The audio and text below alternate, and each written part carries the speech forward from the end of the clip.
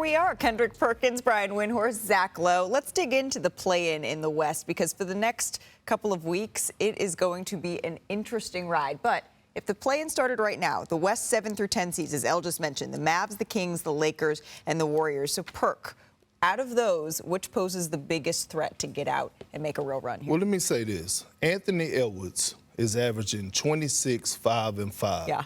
Do you believe he's the number one option? Yes. You? Yes, sir. You? Yes. Well, guess what? The second option on the Dallas Mavericks is averaging similar stats, and that's Kyrie Irving.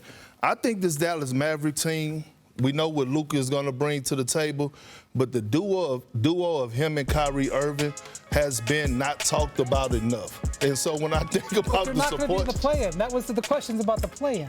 Right now they are. Right now they're in the play-in. You didn't check the data.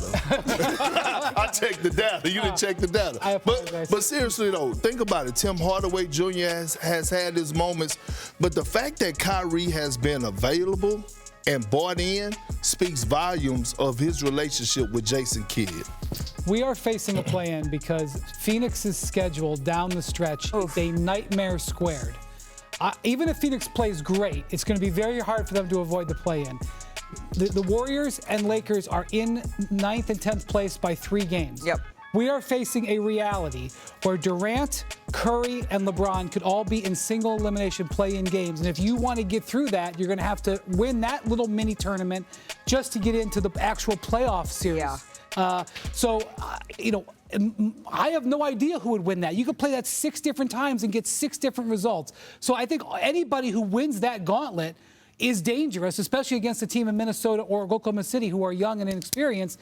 But, man, I don't even know who's in the plane right now anyway. I'll rank them for you. I know who's in it. I'll go you one better, and I'll rank most dangerous to least dangerous of the 4 teams that are currently in the play-in, which, of course, could change. Starting with the most. Number 1, Dallas. Perk is right on the money. Ding, ding, Number ding. 2, Golden State. They found their identity. They're rolling. They know who they are. Number 3, Lakers. It's LeBron and Anthony Davis. Can't rank them last. 4, sorry, Kings, somebody has to be 4th. But to Brian's point, the race for 6 is also a big thing. And the teams that are currently 5 and 6, Phoenix and New Orleans, are fighting like hell to stay there. Phoenix's schedule is awful. New Orleans has a pretty easy schedule and a pretty quietly sneaky good path to staying in that top 6. Imagine, though, if the play-in had somehow Luka, KD and Booker, LeBron and AD and the Warriors. Oh, my God.